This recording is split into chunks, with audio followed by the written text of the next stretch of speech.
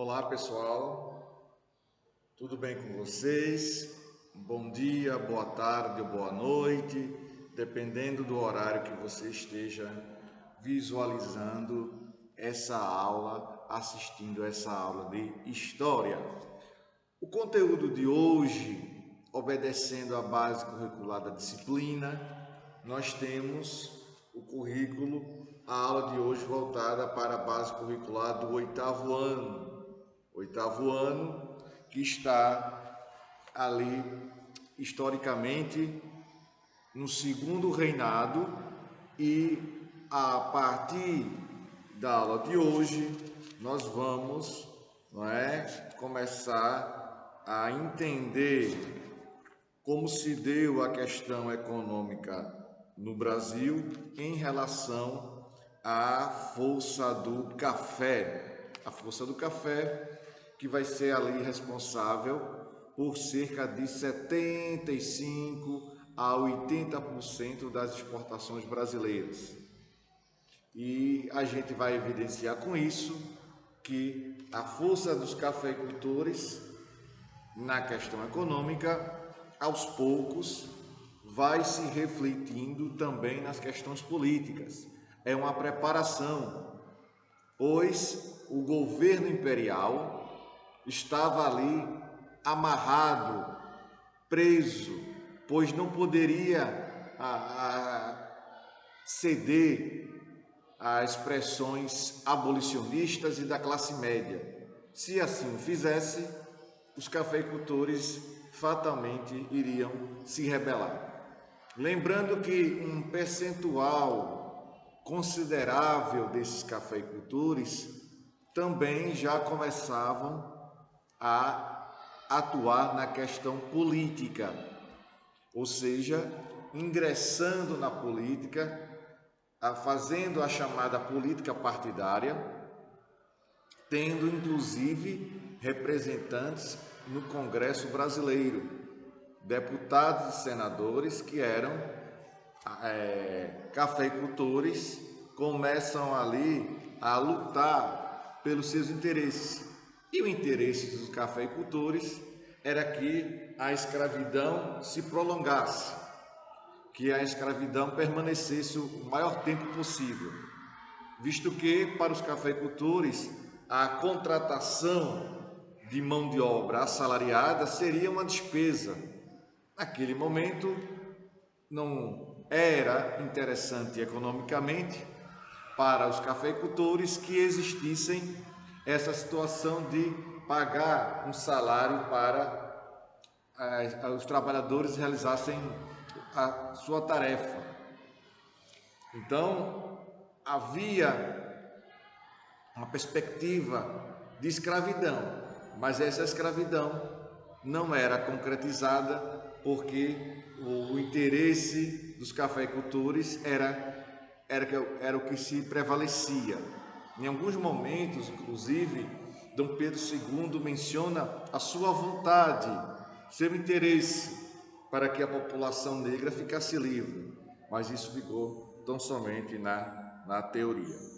Tá bom? Então, a partir desse momento, nós vamos estudar a questão do café, a questão das tarifas, das leis que vão ser criadas para que a escravidão fosse atenuada, fosse diminuída a intensidade, as pressões fossem sendo reduzidas.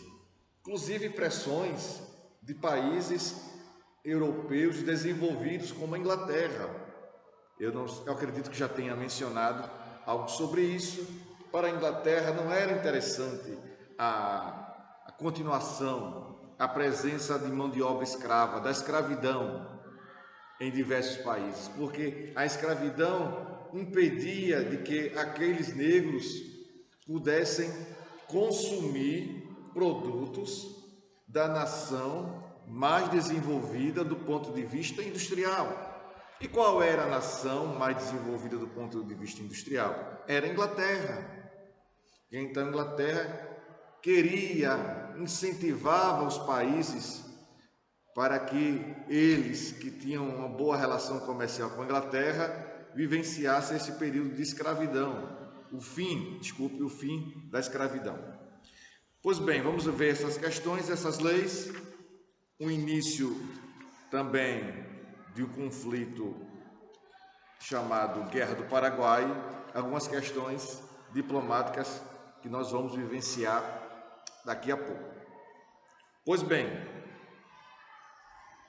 convido vocês para que vocês possam abrir o nosso livro na página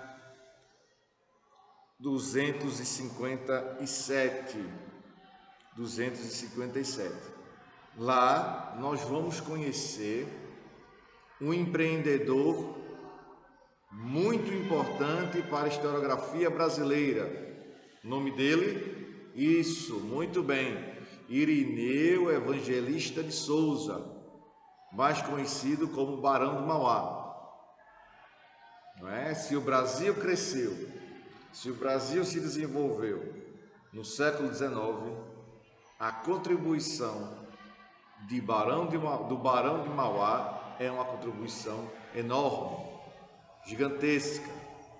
É um empresário que tinha uma visão além do seu tempo e começou a fazer investimentos, criação de bancos, criação de ferrovias, enfim. Vamos lá.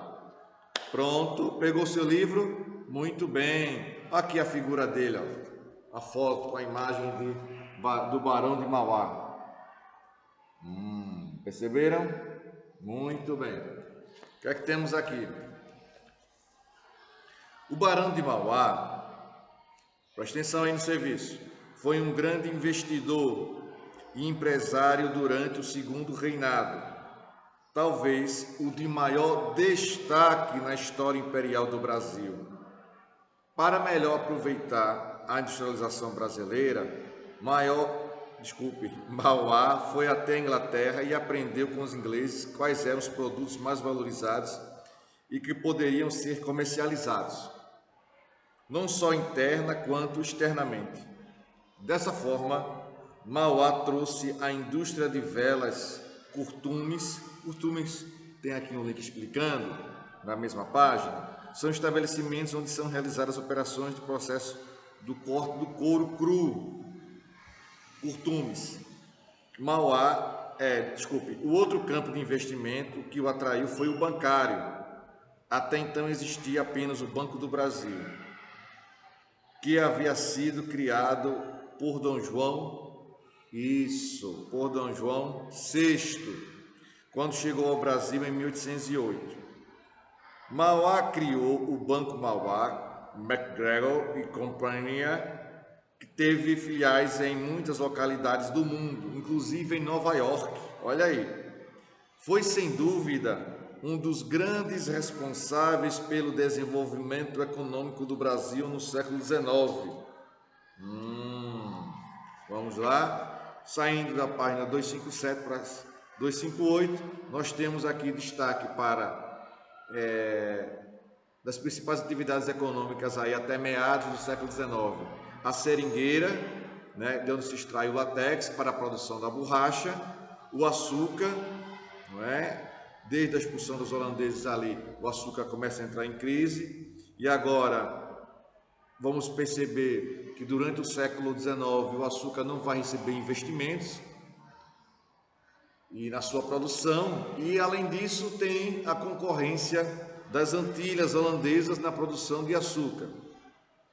Temos o algodão, que desde o século XVIII crescia bastante no Brasil. A Inglaterra sempre buscava regiões em que pudesse adquirir esses produtos para o processo industrial inglês ser desenvolvido, ser evoluído. O tabaco não teve grande destaque econômico, era uma das chamadas drogas do sertão, que teve papel de moeda de troca por produtos de interesses dos mercadores. Na página 259, tem uma tabelinha, aqui ó, esta tabelinha vai contribuir esta tabelinha aqui, ó, esta tabelinha vai contribuir para o nosso conhecimento dos produtos mais vendidos durante o século XIX, década por década praticamente, ó, desde 1831 a 1900, a evolução da produção, por exemplo, do café e o declínio da produção do açúcar. Não é? No início do século, aliás, nas 3 primeiras décadas do século XIX, o açúcar representava 24% das exportações. E ao final desse mesmo século XIX, o açúcar representava somente 6%. Com esses dados, nós vamos compreender que houve uma redução drástica das exportações do açúcar. E por outro lado, o café crescendo vertiginosamente. No final do século já estava entre 65 e 70% da produção exportadora em nosso Brasil. Pois bem, 257 diz assim: a força do café brasileiro. O peso do café na economia brasileira teve a mesma intensidade do açúcar no período colonial. A produção açucareira iniciou de forma tímida ainda no século XVIII. No estado do Rio de Janeiro, devido ao fato de seu solo ser bastante fértil, por ter sido pantanoso. No entanto, há relatos de que a primeira muda de café em terras brasileiras foi plantada no Pará em 1727. Com a valorização do café na Europa, sendo inclusive uma bebida bem apreciada pela elite financeira, o Brasil aos poucos recuperou sua economia. Nenhum trabalhador tinha acesso ao café, muito menos as classes mais pobres, pois era tido como uma bebida nobre que indicava o poder econômico dos que a consumiam. No Brasil, No Brasil, apenas no final do século XIX, na região do Vale do Paraíba, passou-se a investir em larga escala, voltada para o mercado externo. Vamos lá? Virando a página 260. A produção do café também foi decisiva para a industrialização e modernização do Brasil. Estradas de ferro foram criadas justamente para escoar toda a produção de café, a fim de que chegasse mais rápido aos portos brasileiros, principalmente o de Santos. A primeira ferrovia foi criada em 1854, ligando o Porto de Mauá ao Vale da Paraíba, interior de São Paulo. O Vale da Paraíba fica ali na região onde tem a cidade de São José dos Campos, salvo engano. Tá bom? Em São Paulo foi construída a linha férrea Santos-Jundiaí. Esse processo de produção, produção do café e escoamento pelo sistema ferroviário acabou acelerando o desenvolvimento econômico do Brasil. O sistema de relações econômicas de produção do café inicialmente manteve o mesmo modelo do Brasil colonial. Com a produção do açúcar, como foi dito, era uma monocultura latifundiária voltada para o mercado agroexportador com trabalho escravo de negros. Até 1850, o Vale do Paraíba usava esse modelo, mas houve pressão da Inglaterra, que queria mais mercados consumidores e, portanto, defendia o trabalho assalariado. Assalariado, esse termo vem do sal, porque anteriormente os pagamentos eram feitos em sal. Sal é um produto importante, não tinha-se geladeira e os produtos, para durarem mais, os pessoas passavam sal naqueles produtos. Por isso que o sal ganhou importância. Com a lei de Biwardden, em 1845, a lei inglesa, ficou proibido o tráfico negreiro.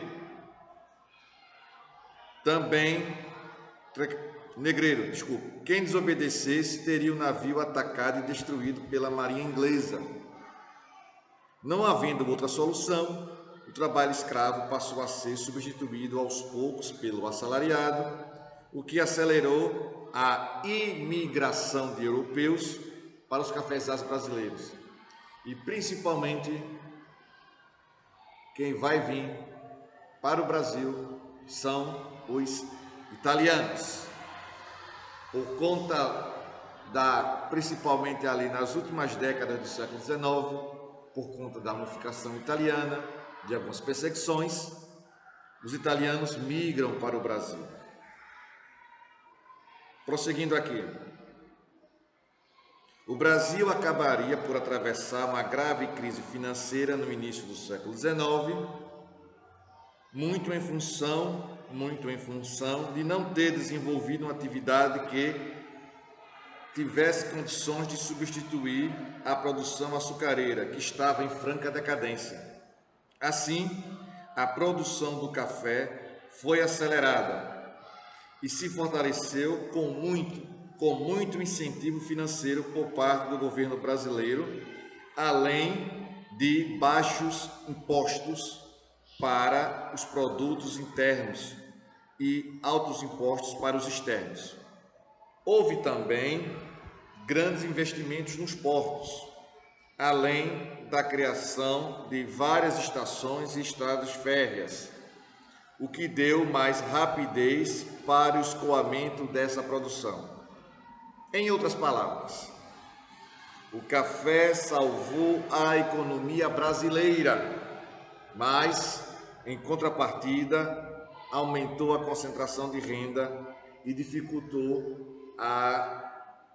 o desenvolvimento, a diversificação econômica. Então, nós ficamos focados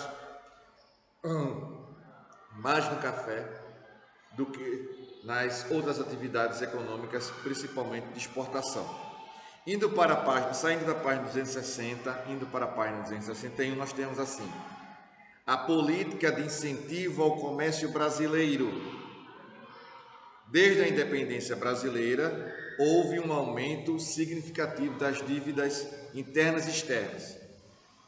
Para conseguir o reconhecimento da sua emancipação, da sua independência, Dom Pedro I aceitou firmar pactos e tratados que davam privilégios a países como Estados Unidos e Inglaterra.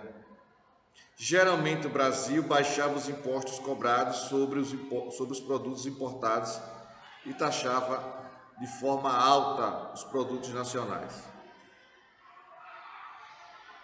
o que atrasava o desenvolvimento comercial e industrial, fazendo com que a economia fosse dependente do mercado externo. Internamente, Dom Pedro I teve de combater as regiões que resistiram contra a independência brasileira, empregando recursos financeiros e humanos, o que intensificou o endividamento. Para recuperar essa situação, aumentavam-se os impostos cobrados. Durante o segundo reinado, começaram-se a buscar soluções novas para que não enfraquecessem a produção interna. Nesse sentido, e também por conta de pressões externas, o governo brasileiro criou leis decisivas para o crescimento da produção do café e a industrialização brasileira. Aí vamos conhecer algumas taxas e leis que vão surgir no Brasil a partir desse período. A tarifa Alves Branco consistia em proteger a economia brasileira, aumentando os impostos sobre os produtos estrangeiros, principalmente os ingleses. Os impostos sobre os produtos estrangeiros principalmente ingleses, estipulando em 60% a taxação. Os produtos brasileiros passaram a 30%. Isso gerou duas condições favoráveis à economia brasileira. Em primeiro lugar, começou a recuperar a economia, pois as taxações eram bastante altas. Em segundo lugar, essa política protecionista em relação aos produtos externos fortaleceu a indústria e o comércio brasileiro, que passaram a investir o lucro obtido com a redução de taxas. Indo para a página 262, nós temos a Lei Eusébio de Queiroz, que foi a lei que vai fazer com que a situação do tráfico negreiro tenha sido diminuída, deixar valer o fim do tráfico, mas vale salientar que essa lei ficou na teoria, inclusive a gente brinca que é uma lei para inglês ver, só para que justificasse a questão comercial com a Inglaterra, que exigia o fim do tráfico negreiro. Mas o tráfico negreiro, essa lei foi a lei que não pegou. Como eu falei agora há pouco, foi a lei para inglês ver, só para que desse uma aparência que estivesse colocando ali em 1850, com essa lei, o fim da escravidão, o que de fato não aconteceu.